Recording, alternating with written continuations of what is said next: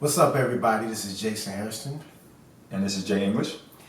And as most of you know, we do the Healing the Heart Space Retreat. Well, now it's time for us to branch out and do a different type of retreat. So we have decided to come up with the Heart Space Relationship Retreat. And within this retreat, we are going to give you tips and tools on how you can relate from heart space. Okay? We're going to have a very good time. But if you're not in a relationship, you got to bring somebody.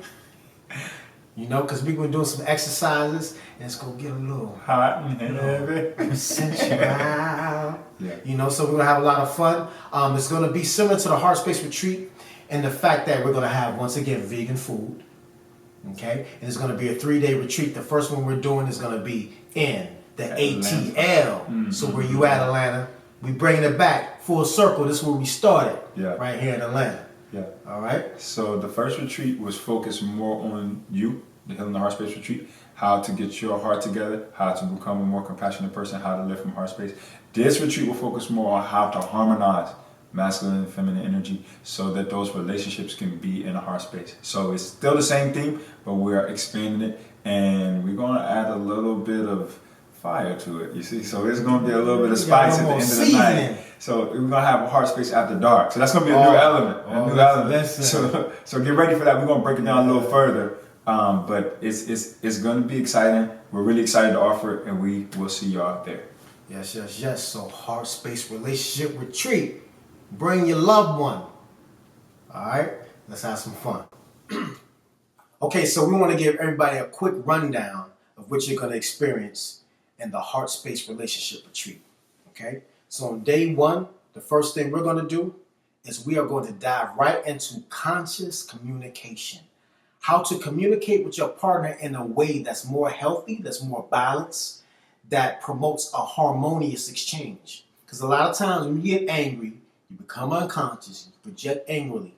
Well, we're going to show you how to bring yourself back into consciousness and express yourself from a more balanced way on both ends. Yes, so one of the exercises that we're going to do during our conscious communication workshop is an exercise on how to listen, the art of listening. So we'll give people opportunity to vent, and the other partner, the person who you're with, is going to have to learn how to just simply be silent and listen from that place of inner quiet. And that gives you an opportunity to express everything that you have to say from a safe space, from a free space, and that in and of itself will help to allow you to be more balanced in your communication because you have a chance to get out all those things that were pent up within you. So the key here is to give people a safe space to communicate and give them those tools so that they can have better communication going forward during the retreat and then even as they take it home. Yes. And then we're going to get into acupressure for lovers. Yeah, so that's going to be hot and heavy, right? So we're going to have certain acupressure points that we're going to use that will unlock that sensual sexual energy and really set the room on fire, right? So y'all got to be ready for that, right? It's a massage style, right? So there's going to be some massage, but you're going to learn how to touch your partner in ways that's going to really get that libido going. I know some people have issues with that depending on where you're at in your relationship, in your life. This will be a workshop for you. So definitely take notes. And this acupressure for lovers thing is something that's going to really segue greatly into the next workshop we have going on. Yes. So the last thing that we're doing on day one is I know y'all heard about this shamanic dance. I know y'all heard about it.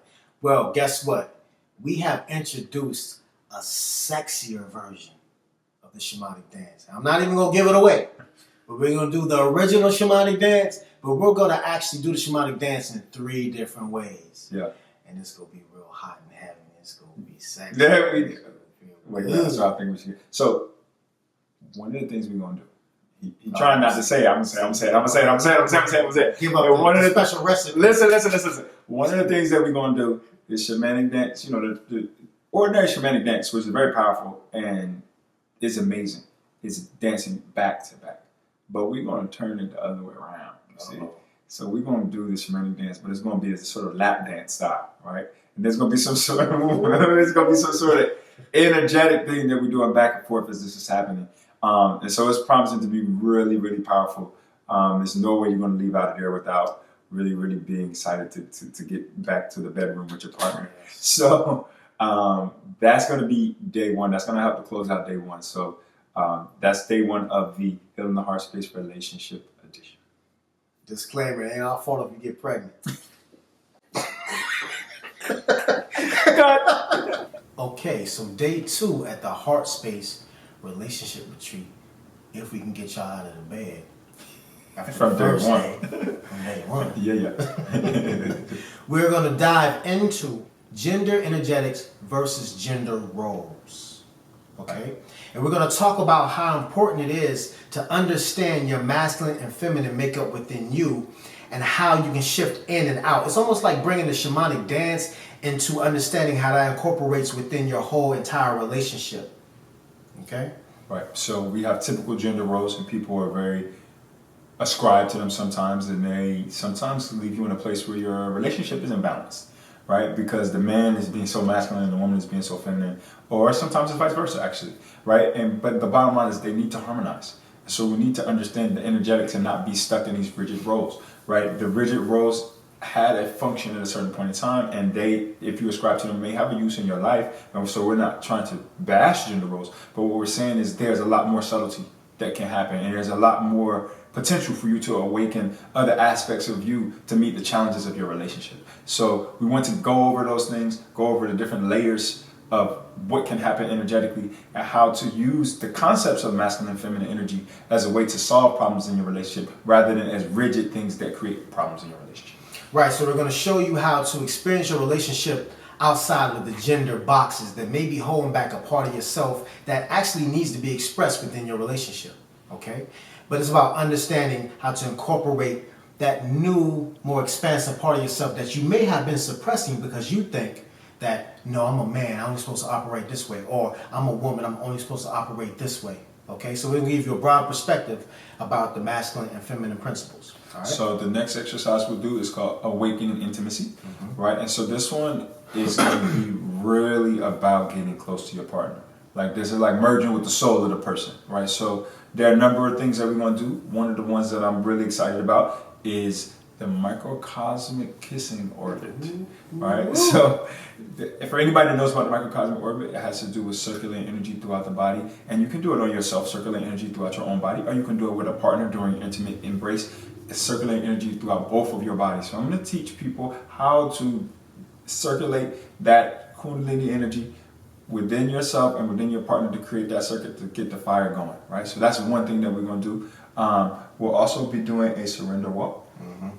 We're going to do a surrender walk. And this simple exercise is going to really help you bond with your partner in a way to where you really feel like you're supported by your partner, okay?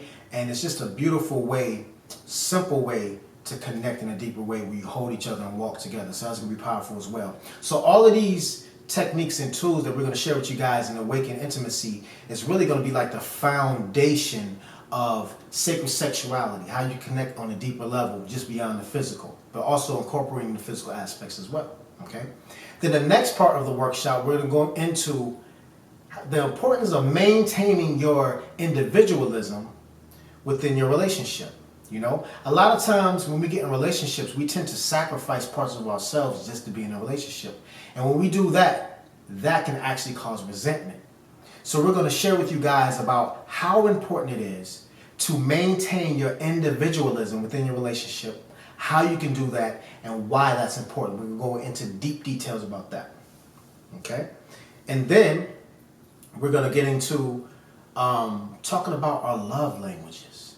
Because when you understand your partner's love language, you will understand how you need to express your love to them, the type of love that they need to feel. For instance, my love language, the main love language, is quality time. So when my partner spends a lot of quality time with me, I feel loved. So we're going to have everybody do the love language test, and then we're going to go through everybody, through all the couples, and we're going to break down your love language and show you guys how you're compatible and how you can use that understanding as the bridge to know how to love each other so you can get the more fulfillment out of the proper expression that you need within the relationship. The next workshop that we're going to do is using relationships as a vehicle for spiritual growth. So this workshop will be a key for if you have blockages in your relationship, how you can use them almost as an alchemy for you to be able to grow, right? So sometimes we encounter blockages within ourselves or within our relationship, and we use those as an excuse to stop, to become stagnant, to waste energy. But in fact, a lot of times the reason why you're in a relationship with that person is either because you have a similar blockage or because this is something that you need to figure out how to work better on to help you in your journey. So when you become more conscious of that, you can use the relationship as one of your vehicles. The relationship itself, whether it succeeds or whether it fails, in the end becomes a stepping stone for you. So it becomes a bridge for you to become a greater you, to become more aware. So in that sense, no matter what the outcome of the relationship is, the growth that you have is always useful. So we'll go through different tools and exercises to make it so that you are clear on how to use your relationship as a tool for growth. Right. So it's basically showing you how to step out of victim consciousness within your relationship and showing you how each relationship is really a learning module to learn more about yourself. And once you realize that, you never regret your relationships anymore because you realize that every relationship benefited your growth. Okay? So coming out of that, we will go into heart space after dark. Oh, when the sun go down. So we'll start that off with gender role playing. Oh. Now look, we're going to do a group role playing. Okay? And everybody's going to come up with their own identity and we're going to mix and mingle with this new character. Okay, then you go slowly make your way back to your partner and introduce yourself with this character, and you're gonna flirt with each other. And what this does is it actually revitalizes that chemistry, you know, that you two had. You know, it stimulates it again because you're connecting from a different reference point. All right, so we're gonna do it all together and individually. So it's gonna create a space of play and fun to where we can really engage in a fun way.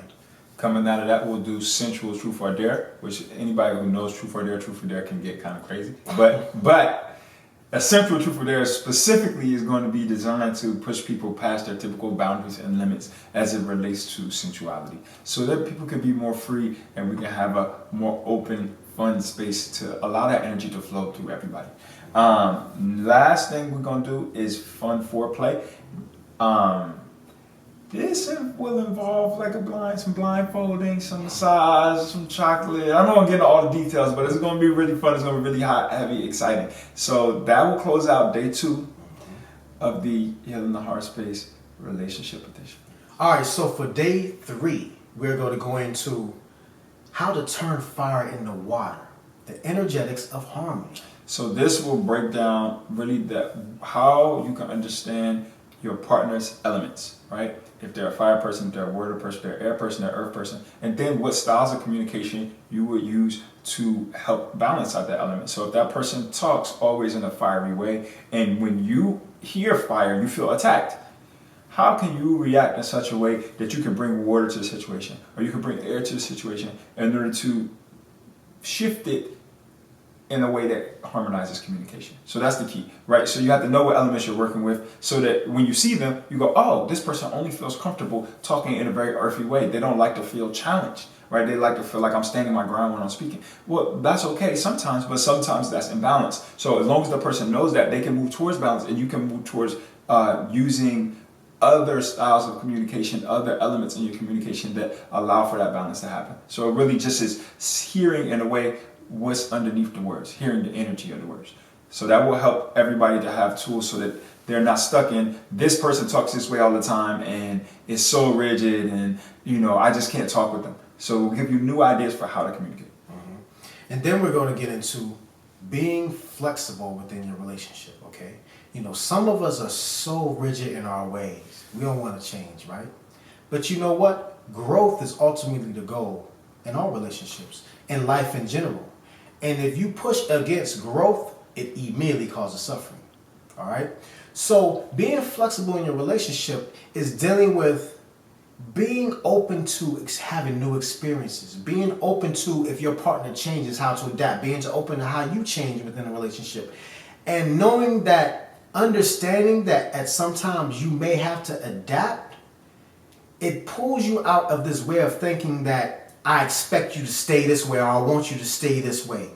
You have to give your partner enough room to grow and vice versa. And if you don't, trust me, it will lead to conflict and chaos. All right. So in understanding this completely, you can allow yourself to be more open to change. Okay.